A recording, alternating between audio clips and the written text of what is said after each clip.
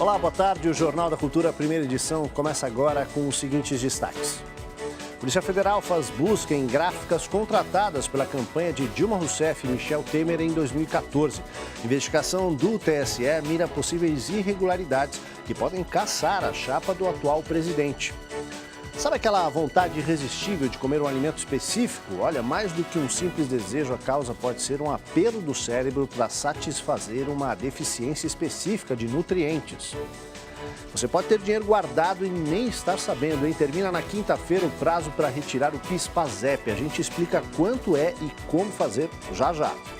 As vendas magras do Natal das lembrancinhas retardam ainda mais as possibilidades de recuperação da economia. A palavra de ordem para o ano novo? Poupar. Relatório final da Aeronáutica Colombiana responsabiliza piloto, empresa aérea e autoridades bolivianas pelo desastre com o avião que transportava a delegação da Chapecoense. Em visita histórica, pela primeira vez, um primeiro-ministro japonês presta homenagens às vítimas do ataque do Japão a Pearl Harbor, a base norte-americana no Havaí. Hora do almoço, né? Vem aquela fome. Muitas vezes a gente tem vontade de comer algo bem específico, inclusive não tem hora para isso acontecer, né? Esse desejo pode estar ligado, viu, a vários fatores. Por exemplo, relembrar um sabor da infância ou indicar que o corpo está com alguma deficiência nutricional. Quem nunca teve uma vontade irresistível? Toda vez que eu vou comprar um pão, se tem uma coxinha assim na vitrine, dá vontade de comer sim. Quando eu estou num lugar como aqui, então eu tenho vontade de sonho, de croissant. Fritura, essas coisas, dá muita vontade. Doce, chocolate. Pode até parecer gulodice, mas não é. Ter essas vontades, além de ser uma busca pela sensação do prazer e do bem-estar, representa uma deficiência nutricional. A necessidade de comer chocolate indica que o corpo precisa de energia.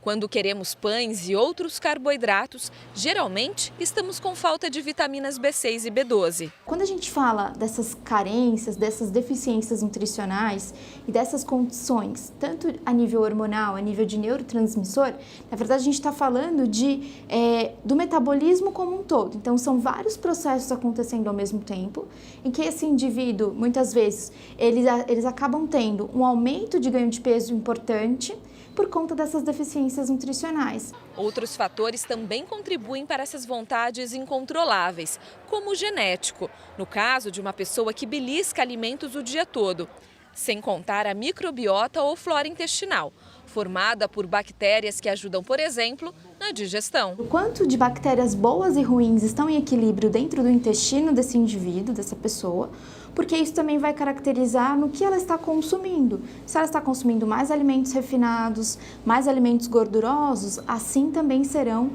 as bactérias e aí é um ciclo. Quanto mais alimento ela consome, mais bactérias ruins ela acaba favorecendo ali no meio ambiente intestinal e isso vai favorecendo com que ela consuma mais e mais alimentos. Olha aí, notícia boa agora, viu? Pode ter dinheiro reservado para você e você nem está sabendo. Termina essa semana o prazo para os trabalhadores que ainda não retiraram o abono salarial do PIS do ano base 2014 nas agências bancárias. A repórter Evelyn Avancini tem os detalhes. Boa tarde, Evelyn. Oi, Aldo, boa tarde para você, boa tarde a todos. Isso mesmo, 900 mil trabalhadores de todo o país que têm direito ao benefício ainda não sacaram o abono salarial do PIS/PASEP ano base 2014, no valor de um salário mínimo, ou seja, R$ 880. O prazo para fazer esse saque é até sexta-feira, dia 30, nas agências da Caixa Econômica Federal. Mas como os bancos só funcionam até quinta-feira, quem deixar para a última hora terá que efetuar o saque nos terminais de autoatendimento ou nas lotéricas, apresentando o cartão cidadão. E o estado de São Paulo é o que tem mais pendências. Cerca de 350 mil trabalhadores estão nessa situação. Quem tem direito ao benefício é o trabalhador que estava inscrito no PIS/PASEP há pelo menos 5 anos e trabalhou com carteira assinada por pelo menos 30 dias naquele ano. E com remuneração mensal média de até 2 salários mínimos. E quem quiser mais informações é só acessar o site www.trabalho.gov.br ou então ligar na central de atendimento no número 158. Aldo, com você. Obrigado, Evelyn, pelas informações. Evelyn que ficou de olho nas dicas para o seu bolso. Olha a outra que ela traz aqui. Olha, as previsões para a economia no ano que vem não são nada animadoras, você está sabendo. O crescimento do PIB deve ficar em torno aí de 0,5%. O desemprego também só deve começar a ceder lá pela metade de 2017. A gente também fala sobre isso hoje. Nesse cenário, uma saída pode ser aplicar melhor aquele dinheirinho que por acaso ainda sobre no final do mês. 2016 foi um ano marcado pela crise política e econômica no país. Com 12 milhões de desempregados, o rendimento das famílias caiu ainda mais. O ano passado já havia registrado a primeira redução em 11 anos. Os rendimentos reais do trabalhador brasileiro, em média, passaram de R$ 1.950 em 2014 para R$ 1.853 em 2015, o que representa uma queda de 5%, ou R$ 257. Num cenário desses, é raro quem tenha conseguido poupar. A Aline é uma dessas felizardas. Conseguiu guardar algum dinheiro e começar a investir. Como também é uma típica investidora de primeira viagem, ela que não entendia muita coisa de finanças, descobriu um aplicativo para celular que ajudou nessa tarefa. Eu consigo investir de 40% a 50%, além de tirar dúvidas com os assessores no chat, isso tem me ajudado bastante. A retomada da economia em 2017 ainda deve ser lenta, segundo estimativas do mercado. O crescimento do PIB, o Produto Interno Bruto, que é a soma de todas as riquezas produzidas no país, não deve passar de 0,5%. Para o cidadão comum, isso significa também que o ano que entra não será um tempo favorável para assumir grandes dívidas. Vai levar a melhor quem souber como fazer o dinheirinho guardado render. Aplicativos podem ajudar. Eu consigo fazer simulações dentro do aplicativo, né, sempre comparando com a poupança, né? A poupança ela é o nosso benchmark hoje, porque a gente quer fomentar, tirar as pessoas da poupança para começar a investir melhor. E isso não é um bicho de 7 cabeças, não. Qualquer um pode fazer, com um pouco de paciência. O primeiro passo é definir quanto e por quanto tempo se quer investir. Investa o seu dinheiro com o maior prazo possível. Quanto mais tempo você deixa um dinheiro investido, maior é a taxa de juros que você consegue. E olha, vale qualquer quantia. Por menor que seja, o dinheiro que rende já é lucro no bolso. R$30, R$50, guarde o quanto dá e comece a se reorganizar para cada vez sobrar um valor melhor. E olha, para ajudar nisso, o CAT, o Centro de Apoio ao Trabalho e Emprego, encerra 2016 com uma oficina gratuita para quem quer começar o ano com emprego novo. Tem orientações sobre entrevistas, currículo e apresentação pessoal. Também a repórter Adriana Cimino tem mais detalhes para a gente. Boa tarde, Adriana. Boa tarde, Aldo. Boa tarde para todo mundo. Essa é uma oportunidade de virar o ano mais bem preparado e com fôlego para procurar um trabalho em 2017. Vou conversar agora com a Graziela Vieira, que é líder de seleção do CAT. Graziela, quem for nessas oficinas vai aprender o quê? Boa tarde. Boa tarde. Desde a elaboração do currículo, tá, até o momento ali do frente a frente com o empregador, a gente orienta.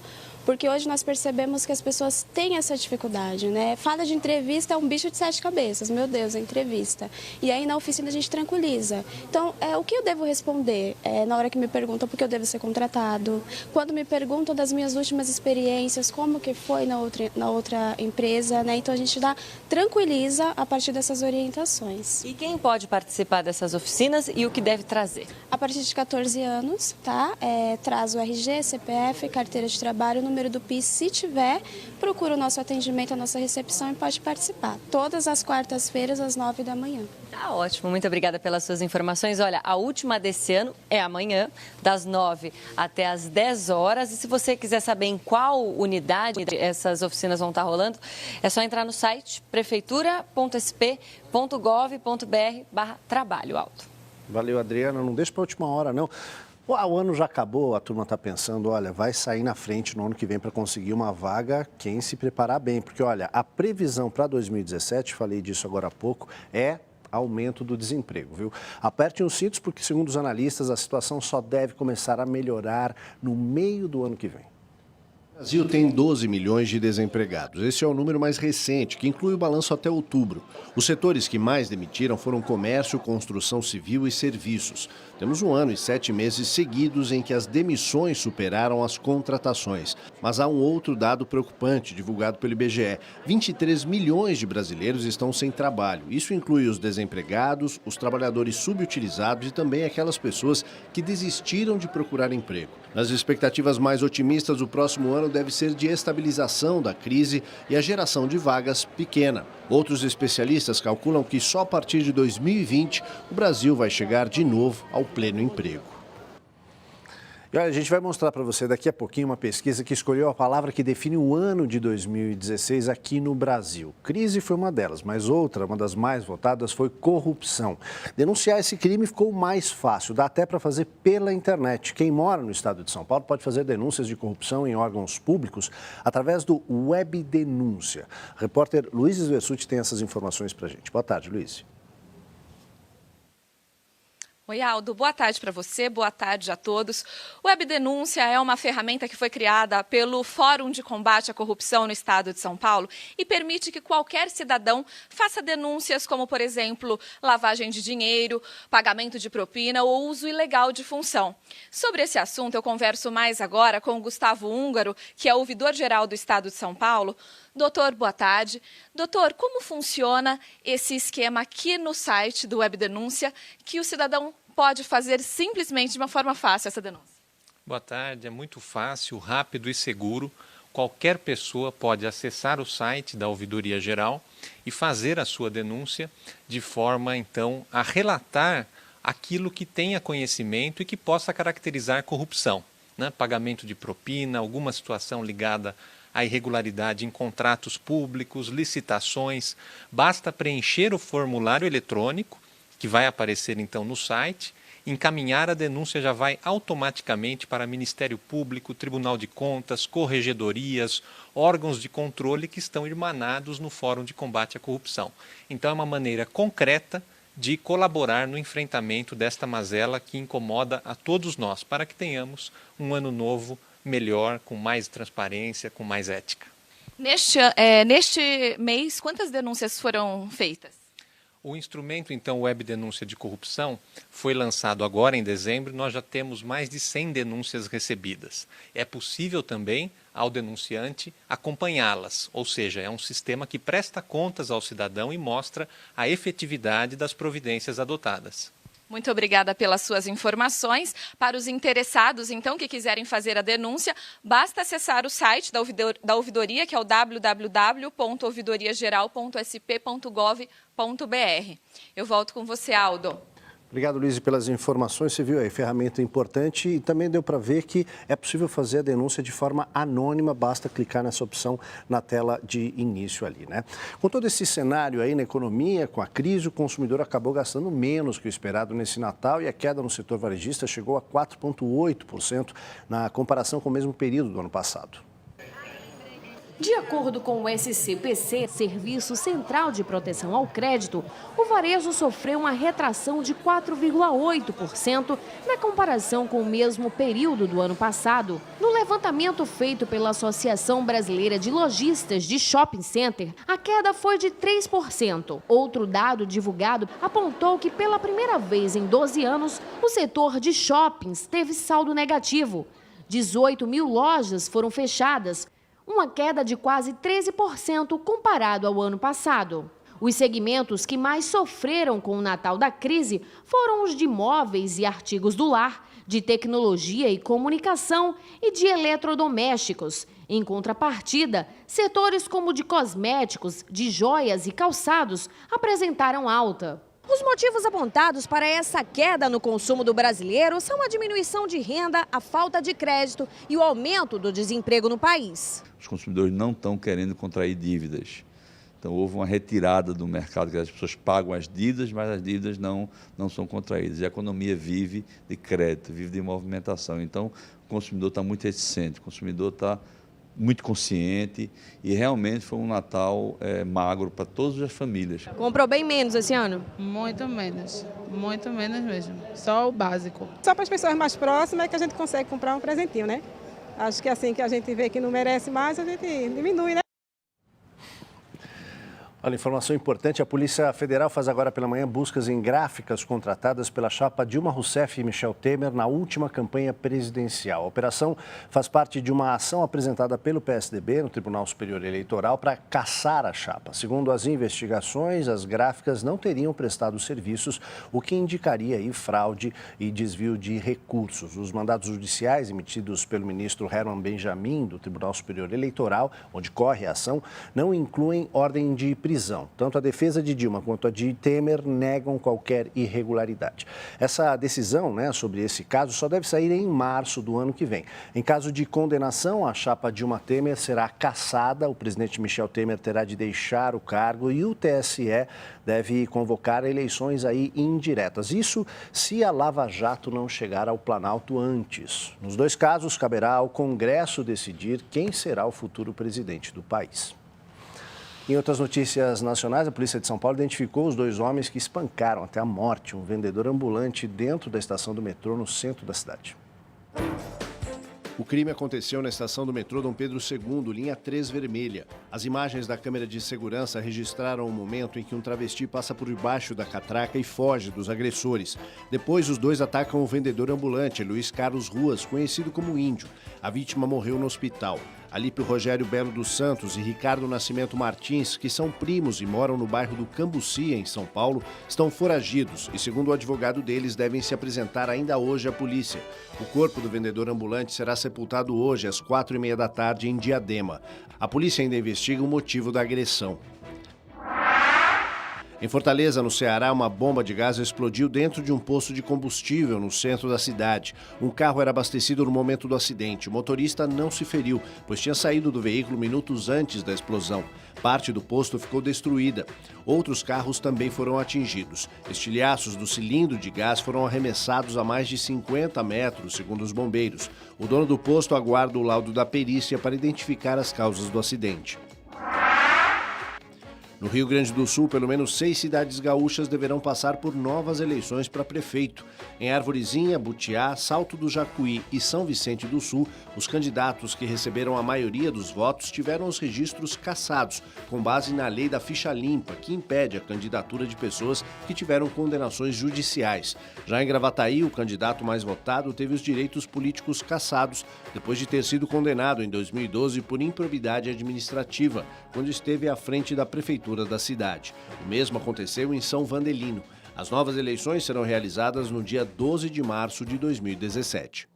A gente vai para um rápido intervalo. A seguir, o relatório da Aeronáutica Colombiana responsabiliza piloto, empresa aérea e autoridade boliviana pelo desastre da Chapecoense. E mais, que palavra, na sua opinião, definiria o ano de 2016? A gente volta já.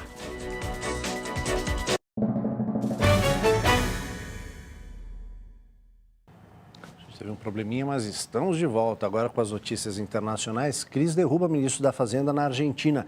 Pela primeira vez na história, um representante do governo japonês visita a base de Pearl Harbor, no Havaí. E encontrada a primeira das 2 caixas pretas do avião militar russo que caiu no Mar Negro com 92 pessoas a bordo. A caixa preta foi encontrada a 1,5 km da costa e a 17 metros de profundidade. A informação foi confirmada pelo Ministério da Defesa. O aparelho pode ajudar a identificar a causa do acidente com o Tupolev Tu-154. 3.500 militares participam das buscas, entre eles 150 mergulhadores.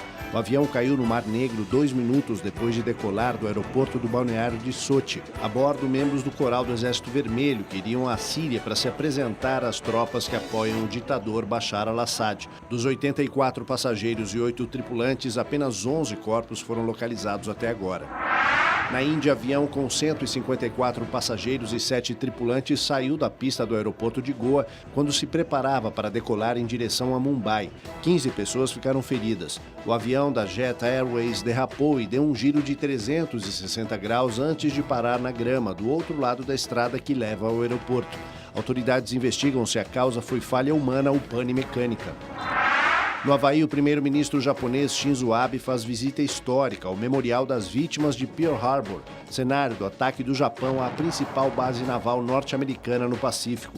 O ataque da Marinha Imperial Japonesa na manhã de 7 de dezembro de 1941 foi uma resposta ao embargo norte-americano à venda de petróleo aos japoneses e à condenação internacional às ações militares do Japão na China no final da década de 1930. 2.400 pessoas morreram na ação que precipitou a entrada dos Estados Unidos na Segunda Guerra Mundial. Assim como fez Barack Obama na visita a Hiroshima, Shinzo Abe não pediu desculpas, mas homenageou as vítimas. Na Argentina, homem forte da economia perde o cargo. O presidente Maurício Macri pediu a renúncia do ministro da Fazenda e Finanças Públicas, Alfonso Prat Gay, depois que o Congresso barrou um projeto de lei do governo que pretendia modificar os impostos sobre os salários. A lei foi aprovada com modificações impostas pelos sindicatos. Depois da demissão, Macri também dividiu as atribuições do ministério em duas novas pastas, a de Finanças e a da Fazenda. O fim do mandato de Prat Gay foi provocado porque o país não saiu da recessão, apesar dos bons resultados obtidos com a política cambial e dos acordos com fundos de investimentos que tiraram o país da moratória em que estava desde 2001. Ainda na Argentina, uma notícia que saiu agora há pouco, pelo menos 2 pessoas morreram, 2 mulheres, segundo a imprensa local, e 15 ficaram feridas num acidente com um ônibus de brasileiros ali na Argentina. O ônibus levava turistas de Novo Hamburgo e Porto Alegre, no Rio Grande do Sul, com destino a Buenos Aires, quando tombou perto da cidade de San José, na província de Entre Rios. 50 pessoas faziam a viagem. A imprensa local cobre o caso e diz que havia pouca visibilidade no momento do acidente. A identidade das vítimas ainda não foi divulgada. E a Aeronáutica Civil da Colômbia divulgou um relatório preliminar com as causas do acidente com o avião da Chapecoense, que deixou 71 mortos no final do mês passado. De acordo com o documento, as causas são um plano de voo irregular, omissão sobre a situação dos motores da aeronave e principalmente a falta de combustível. A investigação apontou que a autonomia de voo apresentada pelo piloto Miguel Quiroga era de 4 horas e 22 minutos, tempo exatamente igual ao que o avião percorreria de Santa Cruz de la Sierra, na Bolívia, a Medellín, na Colômbia. Regras internacionais de aviação apontam que a autonomia seja de pelo menos 1 hora e 45 minutos a mais do tempo de voo. Segundo o secretário da Aeronáutica da Colômbia, Fred Bonilla, Quiroga e o copiloto Ovar Goitia conversaram sobre a possibilidade de fazer uma escala na cidade de Letícia ou Bogotá, ambas na Colômbia, porque estavam no limite do combustível, mas desistiram. 4 minutos antes da queda, apenas 2 dos 4 motores funcionavam. A pane elétrica por falta de combustível só foi relatada 2 minutos antes do impacto e o contato com a torre foi perdido apenas 1 minuto antes. O voo enfrentava um forte vento contrário, que aumentou o consumo de combustível. Também foi relatado um sobrepeso de 500 quilos no avião, mas de acordo com a investigação, isso não foi apontado como causa do acidente. A Aeronáutica Civil da Colômbia também responsabilizou a administração boliviana de aeroportos por aprovar o plano de voo da LAMIA, considerado inaceitável. Essa ação foi apontada como causa secundária do acidente. Em apuração própria divulgada dia 20 deste mês, o governo boliviano responsabilizou o piloto e a LAMIA. O acidente do dia 29 de novembro deixou 71 mortos entre a delegação da Chapecoense, jornalistas e tripulação. 6 pessoas sobreviveram. Desses, apenas o goleiro Jackson Follman não recebeu alta médica ainda.